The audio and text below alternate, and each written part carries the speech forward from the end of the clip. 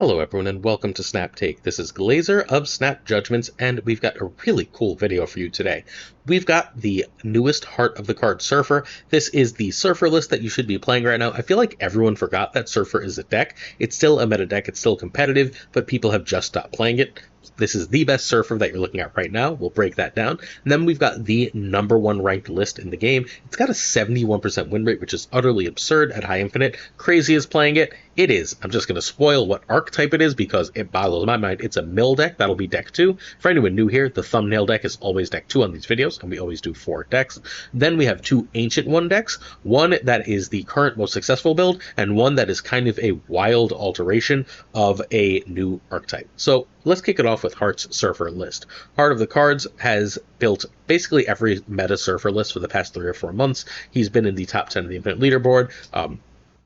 3 straight times, I believe. I'm not sure if he made it last season. He was top 20-ish last season, and then he was ranked 8 in the 2 seasons before that. Phenomenal player. He's still playing a bunch of Surfer at a 60% win rate. This is his current build. The previous build was the version that ran Negasonic, which was a priority Surfer list. That doesn't work anymore in the meta, largely thanks to the changes to both Makari and Sam Wilson. So instead, he went more all in on Merlin. Merlin giving you a lot of extra things to do in Surfer that we'll talk about as we go through the video.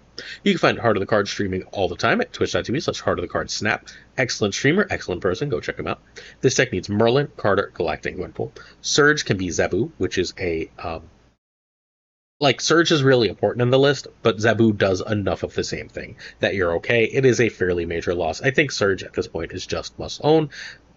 Although I do still worry that when Mr. Fantastic comes out next month, the battle between Surge and Fantastic as to which is better is going to be a fairly big deal. Sam Wilson is not terribly important here. It's really solid with Merlin, but outside of that, kind of It's good with Gorgon and Forge. It's also, Sam is also pretty solid with Captain Card. Cassandra Nova can be Fastos or Shaw. Cassandra is sort of here as a nod to our friend Roram winning the most recent tournament and putting Arishem, Thanos, Agamotto in the meta. Having access to a Cassandra Nova basically gives you a plus into that matchup where almost nothing else does, and so Cass is in the list. She's otherwise just a very good card, and you do need some 3s you can play on 3. Copycat can be Red Guardian or Rogue. Copycat is sort of your tech slot. Copycat is a lot of stats in that tech slot, because there's a lot of stuff like Iron Man floating around that's incredibly strong. And finally, we have Hope, who can be Luna and Fastos. You want a ramp card in there. You could also try Makari.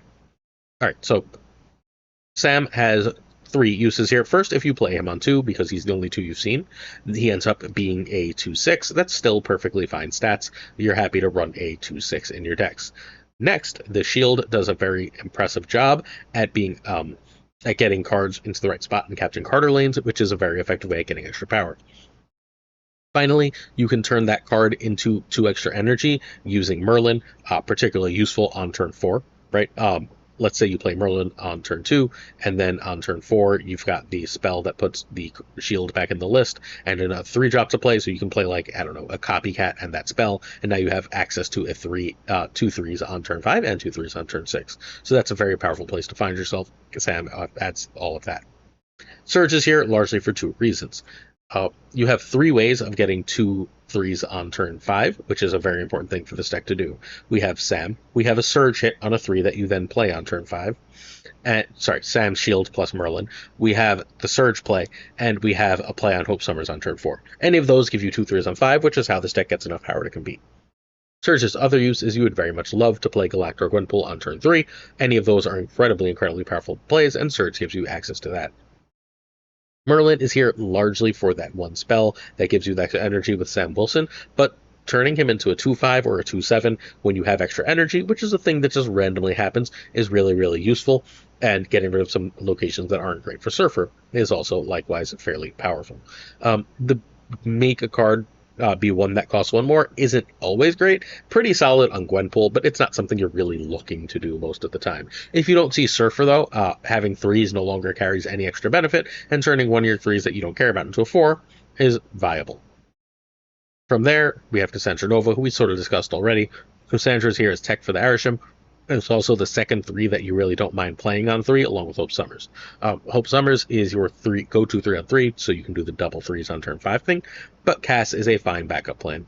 Copycat is sort of your 3rd in order of 3s to play on 3. You don't really want to play the other 3s on 3, although occasionally you're not really going to have a choice. From there, we go on to Brood. Brood and Captain Carter are your late turn power spikes. Brood with Galactus, 15 power. Carter with Galacta, if you can get the cards behind it, is 15 power. That's a ton. Getting that from 1/3 cost card is absolutely huge. They are, again, your big power spikes. You want to hit them with Galactic, Gwenpool, Surfer, Surge to make them as good as possible. Galacta, Gwenpool, and Surfer are your ways to buff these cards. They will buff, they'll buff all the 3s in the list, right? Obviously, but what you're really trying to buff, the most important things to buff, generally speaking, for this list, are going to be the Brood and the Carter. Juggernaut gives you a cheap way to win a lane or a cheap way to clog things. Very powerful card. Hope gives you extra energy, and then Copycat is a swing card. We've talked about Galactic and Gwenpool. This is a 60% win rate at high infinite. Turn 1 pass. Turn 2 Surge over Merlin over Sam. So you almost always want to Surge first, right? You want to Surge if you have Galactic and Gwenpool in hand because you want an extra 3 to play on turn 5. You want to Surge if you don't have Galactic and Gwenpool in hand because you want Galactic and Gwenpool pretty badly to cost 3. So Surge is very often going to be that first play. The only exception to Surge being that first play is if you already have Hope as well. If you have Hope and Galacta and Gwenpool, you can go Merlin first because at that point, Surge isn't really adding what you want it to because Hope's going to let you do the thing that you want. Sam is the third choice. Sam's Shield is sort of just an extra card here. Turn 3, you want Galacta or Gwenpool, which are snaps. You can potentially snap those on turn 4, but they are definitely snaps on turn 3. Over Hope, over Cassandra. Hope Summers, again, give you that extra energy, and Cassandra being played earlier means they're more likely to play the Cassandra cards, which fundamentally gives Cassandra 1 extra power. From there, we've got Galacta is better than Gwenpool, is better than the 3-drop on turn 4, and if you can go a 3+1 from a Merlin spell, that's really solid. Turn 5, ideally 2 3s, thanks to Hope or Surge. Carter, Brood, and Juggernaut to clog are your key cards. Your last turn 6, your last turn, is another one of those 3s from the previous turn, and Surfer where possible. This deck puts up a lot of points. It's really, really difficult to play against. It's got just enough control, thanks to Juggernaut, thanks to Copycat, to really be effective, and it's got just enough surprise factor, thanks to Merlin and Surge. Really cool and powerful list. You'll know Surfer lists are Heart of the Card Surfer lists when they run 3 2-drops. Hart has finally given in and run a second 4-drop in his Surfer, meaning that we're a little lower on 3s than we'd usually be, but thanks to Brood and thanks to the extra buffs from Carter, it doesn't end up mattering as much as you would think. This is a meta list, even though everyone seems to have forgotten exactly how good it is. We're going to get to the number 1 deck momentarily, but before we do, if you're willing to please hit that sub button, as we bring you more exclusive Marvel Snap content than anyone. And if you enjoyed that deck guide, we do 4 deck guides of that level of thoroughness every single day, and your sub, like, and comment will not only get you in the door for all of those videos, but will also allow you to help support the channel in a totally free way. So if you're willing, please hit those buttons. We are doing our best to give away a Merlin. We might have to hold off on giving away a Merlin. I don't know if you noticed, but there's a new web shop, and the way I was doing giveaways in the previous web shop was signing in as a guest using people's Snap ID, and you can't do that in the new web shop, and there is no shop with friends, so I'm not actually sure how to give away Merlin currently. As soon as I can figure it out, I will let you know, but enter the giveaway anyway, because if I can figure it out, I will give you something. If you have ideas, please feel free to shoot me a message. But the idea is you sub, like, and you leave a specific comment to a question I put later in the video, and then you're entered to win Merlin, and I give one away at the end of the week. I'm not sure how to do that right now. I will figure something out as best I can, as soon as I can. All right, Crazy's number 1. Crazy is the number 1 player on the Infinite leaderboard last March and April, and then he hasn't been number 1 in a year, and now this June, he's currently cruising in number 1 using this Mill list. Mill has long been thought to be a dead archetype. Mill had a moment for like a few months before they changed Yondu, where it was one of the better decks in the game, running Fenris Wolf and such. Well, Mercury and Cannonball have brought the deck back in a very real way, and it is now one of the best decks in the game with a crazy win rate. Pun intended. You can find Crazy at twitch.tv/crazy_IAM. He is one of the top players in the game, a very energetic streamer. This deck needs Mercury, Cannonball, Fenris, Gladiator, Merlin, and Misery. I am aware that's a lot of cards that it needs. I didn't make the deck. I don't know what to tell you. At least several of that Mercury, Cannonball, Gladiator are Series 4. That's all I got for you. Zemo is not actually important here. Zemo can be Negasonic, although Zemo is just decent. So, Hood is here. You have two ways to handle your negative hood. What you would like to do is use Misery because getting extra demons is incredibly powerful. 1/6 is absurdly good stats. The other thing you can do is you can use Merlin to either get 2 extra energy from that hood or turn it into a 2-drop. Both are acceptable. Yandu gets rid of a card in the deck. It's not amazing, but it's perfectly decent. You do mill the opponent out fairly often incidentally in this list, and having Yandu as an extra way to do that gets killed by Killmonger that you can hit with Misery is pretty good. Mercury is here. It's occasionally a counter card, but what it's really here for is Cannonball. If you've got Mercury out, Cannonball is an auto kill, which means that you automatically get something of high power back with Fenris Wolf. Cable is a mill card, but it's probably honestly the best mill card here because it gives you an extra card. Cable says, I draw a card that they have, which is a very strong place to be. And it, as a 2/3, it's not a card you feel bad about leaving on the board, and it's also not a card you feel bad about misery. Next up, we got the great Fenris Wolf. Fenris is an incredibly powerful and consistent card in this list. Cannonball obviously being the main way to get that card's power out for yourself. The other way that you can get that card's power out for yourself is Gladiator. Gladiator often kills something of decent power, and getting that is really good. If Gladiator kills something low, don't feel like you have to wait to cannonball something. You can just trigger Fenris early, get it right back. Killmonger also can occasionally hit a demon. Getting back a 1/6, turning Fenris Wolf into a 2/9 is pretty damn solid in and of itself. Merlin gives you an extra way to deal with Hood, an extra thing to do with Yandu. That extra energy is really important in this list as you try and mill everyone out, and having access to location control is always a plus. The Monger kills the Hood and the Yandu and opponent stuff. There's a lot of opponent stuff to kill right now. The new card is the Ancient One. We'll talk about that one soon, reminder. And Killmonger gets rid of all the cards that they're trying to buff with the Ancient One, which is really nice, while also just being just a solid meta call. There's still a lot of Thanos around. There's still a lot of stuff that Killmonger is great into. Baron Zemo is a mill card. It tends to play as a 1/7 or 1/8. You're happy to have it. It's the mill card you want to play latest as a general rule. Sometimes you'll have no choice, but you want to play it latest. Gladiator is keyword big, and it mills and it kills. So it is the rug that ties the room together. It works with Fenris. It works with your mill package. It makes death cheaper. It's great. Misery is how you mill out the whole deck. If you get Yandu, Cable, in a lane, and then you end up misering that lane, you're going to mill the opponent out pretty damn effectively, especially if you played Gladiator or Zemo elsewhere. So you should be fairly effective at that. But it also gives you extra hoods, and it draws you extra cards with Cable. That's a lot of power from Misery. Oh, also, it makes death cheaper. Cannonball is an auto kill with Mercury. That's fundamentally its use. That auto kill is incredible. And then Death isn't often free here, but it's often cheap enough that you should have very little problem playing it around turn 4, turn 5. You can often play it on turn 5 with like a Mercury. And now you just got a lot of extra power in this deck. All right, continuing along. This is rank 1 with a 71% win rate in several hundred games at this point. Turn 1, you want Hood over Yandu. Although if you have the full like mill package and you have Misery, you can play Yandu first. Turn 2, usually Cable, sometimes Merlin. Turn 3, Gladiator, 2+1. Turn 4, we want a Misery a pile, or we can Monger in 1. 2+2 is fine here. This is a decent time if you played Cable or you played Merlin to play the other and play either Fenris or Mercury. I don't know why I forgot the name Mercury, but whatever. Turn 5, Zemo or Gladiator, along with Fenris or Mercury. Turn 6, Cannonball and Demon/Death. And win. This is Mill is back, friends. And if you haven't been playing it, if you haven't been paying attention to Mill, it's time to start paying attention to it again. This is a meta list. It doesn't hit nothing hits number 1 on the Infinite leaderboard by accident, and thus this is a list that has a really, really good matchup into an awful lot of the meta. Give it some run. I do believe you will have a lot of success with it. It is time to talk the Ancient One. I'm not going to read this card to you every time we talk about it.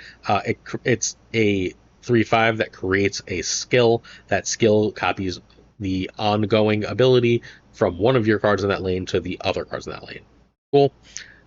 The Ancient One sucks. I think this is genuinely a bad card. I think it allows cool things. It's a cool card. It's a fun card. And the variant that came out today is Chef's Kiss. I bought that immediately. But I think that at 3/5, that basically means I'm paying 6/5 is kind of rough to play. I don't think it's very good. I do think it has a couple good decks that we're going to look at, but I think that unless you're swimming in tokens, this is a relatively easy skip, unless the OTA is going to buff it. All right, so Ika has the best win rate version of Tamandala, although it is a smaller sample size version. I know you're very surprised. Ika has the best version of a new card, but Ika built a Victoria Hand Infinity Ultron list. What shocked me is this one runs Mirage over Kate Bishop, but it is very effective. This is, unsurprisingly, also the version of the Ancient One that I had the most success with. You can find Ika at twitch.tv/Ika_MTS. He's probably the best and most prolific deck builder in the game. His tech needs Infinity Ultron, Misery, Surge, and Victoria Hand. Those are non-negotiable. Frigga, Ancient One, and Cassandra can be Moonstone, Luna, and Sage. Extra energy for Infinity Ultron is really good, hence the Luna. Moonstone does the Frigga Ancient One thing, and Sage does the Cassandra thing, which is play it, and then you can end up copying it with Frigga. Turn 4, Gorgon is better than Shadow King, Iron Patriot, or Kate Bishop. I'm actually not sure Gorgon's better than Kate Bishop, but Thanos and Arishem are everywhere, and Gorgon and Cassandra are incredible for those matchups. And then Nico can be Maria Hill. Nico's really nice. Nico gives you fundamentally an extra way to get rid of demons, an extra way to copy Victoria Hand or Cassandra Nova, and thus it is a powerful card, but it is not especially required here, because you do have other ways to handle that kind of thing. Hood gives you demons. Demons are good. You generally want to use Nico or Misery to get rid of your Hood. There are not a million ways to get rid of your Hood here, so be a little careful with it. Sometimes you're going to put the -3. If you do that, do yourself a favor and make that -3 be also Victoria Hand's text, something along those lines. Nico destroys or turns Hood into demon. It copies Cassandra, Victoria Hand, and it's amazing because it changes location, does everything you want. Quinjet makes your Mirage card cheaper, makes your Frigid card cheaper, makes your Tau cheaper, and it's really, really great for Infinity Ultron. Those stones costing 1 actually makes them really great. So Quinjet is a must-have card for the list. The games where Quinjet comes out feel entirely different than the ones where it doesn't. Mirage basically gives you a free Victoria Hand hit on whatever card it copies. Pretty nice. Also cheap my Quinjet. Surge lets you play stuff early. This is a deck that is fairly heavy in cost, largely thanks to the Dao Mandala's expensive nature, and so Surge is great. Gorgon is here as a concession to Arishem and Thanos. Also, people are running a lot of hand-generated stuff. Since Age 1 came out, Gorgon stops all that. Victoria Hand is your key buff card. Your win conditions for this list are sort of Victoria Hand, copy Cassandra Nova, and Infinity Ultron. So having access to Victoria Hand is obviously extremely important because that's one of the 3 win conditions. It buffs your demons, it buffs your Frigga card, it buffs your Infinity Ultron stones. Cassandra is amazing into Arishem, pretty good into Thanos, and really good into everything. Once in a while, you're not going to see Victoria Hand. You're not going to have much to do on turn 3. You can play Cassandra Nova on 3. You can Frigga. Then you have a 6-power Cassandra Nova in hand, which will be a 9 or 10-power card for 3, which is a pretty decent place to find yourself in Marvel Snap. Frigga is meant to copy, however, Victoria Hand. Copy Victoria Hand is your goal. You can copy the Demon or Cassandra as well. The Ancient One is here. You play the Ancient One in the same lane as Victoria Hand, and then the Ancient One becomes a second Victoria Hand. It's nice. Do that. Misery is largely here for the Hood. I'm not sure it's the perfect way to handle it, but Misery also occasionally gives you really, really cool stuff with Infinity Ultron stones, where you can double Infinity Ultron's power twice with Misery, or you can get yourself an extra drone with Misery. That kind of thing is great. Then Infinity Ultron is the second power card to the deck. Almost every stone is good with Victoria Hand. Keep that you're going to need 2 spaces for some of the stones in mind as you play your cards. Alright, turn and snapping. So this is the highest win rate Ancient 1 deck right now. Turn 1, Quinjet over Hood. Turn 2, Victoria Hand over Surge. Turn 3, you really want a Frigga Hand if possible, over Ancient 1 or Cass. If you think that they're running Red Guardian and you can't protect that Victoria Hand, you can always save it for later. It can get difficult to find time to play it later, though. Turn 4, Frigga, the Cassandra or Misery on Hood. Misery on Hood is really, really strong here. Turn 5, you want to generate cards. Infinity Ultron is usually the right way to generate cards, and if you get the right card from Infinity Ultron, that can be a snap. You can also do various Victoria Hand combos. Turn 6, play Infinity Ultron stones plus hand, demons / Tau, and then win the game. This list is cool. I don't know what else to say. It's a very cool list. Props to Ika for coming up with it. I'm very unsurprised that the great Ika came up with this list that is going to absolutely frickin' prey on Thanos and Arishem while also being the best home for the new card. If you're interested, I will be streaming the podcast tonight. We've got the great Perry Manilow and Snap Decisions' own Joe on tonight at 8:30 p.m. Eastern. I'm pretty sure we're going to talk about the Fantastic Four season and the Herald season thereafter. So if you're interested, please do stop by. Season Pass question. Very simple. Tomorrow we're doing the top 10 decks in Marvel Snap in our video. What do you think the best deck in Marvel? Wow, my voice just left. Hi, voice. What do you think the best deck in Marvel Snap is currently? You answer that question in the comments. You are entered to win a Merlin if there is a Merlin that I can figure out how to give away. Next up, we've got Rabbite Season C5 update. So Rabbit Suite has been playing Cerebro 5 for months. When I went to look for the through Rabbit Suite decks that I have built from my past on my profile in Marvel Snap Zone, I found a whole bunch of Rabbit Suite Cerebro 5 lists. So he updated the list and he says this is the best it's ever been. And because he's an expert on this archetype, I felt like it was worth showing. This Rabbit Suite is also a player who reached the top of the who was in the top 8 of the most recent Golden Gauntlet, a top tournament player in both Hearthstone and Marvel Snap. You can find Rabbit Suite at twitter.com/RabbitSuiteHS. This list is built for Ancient One, and you cannot play without Galacta. Scarlet Spider is fine as Captain Marvel. Alright. Ant-Man becomes a 1/5, so it's here. Turning a 1/5 into a 1/8 is a really great thing to do. Cerebro allows you to do that. Sometimes you can turn it into way more than a 1/8.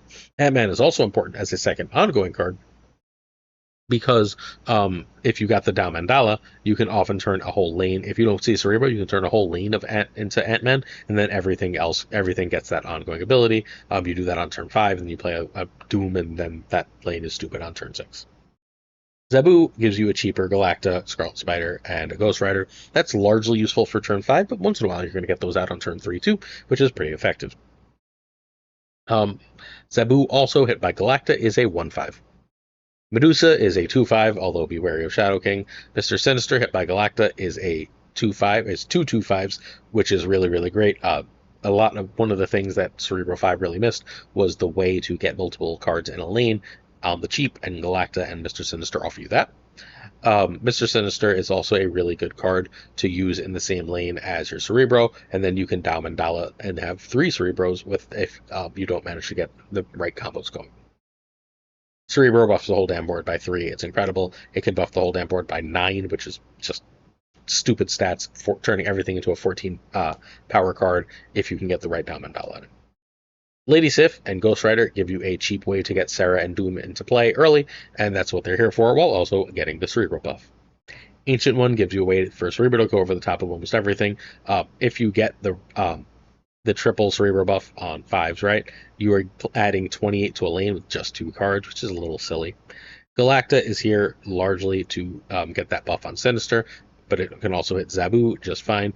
You don't want to play it unless you know exactly how you're going to play it. A decent way to do that would be to go Galacta into Sinister on turn 5 if Galacta is hit by Zabu. You can also play Galacta on 4 if you know your first play on 5 is going to be Sinister. You do have to be very careful with the card, however.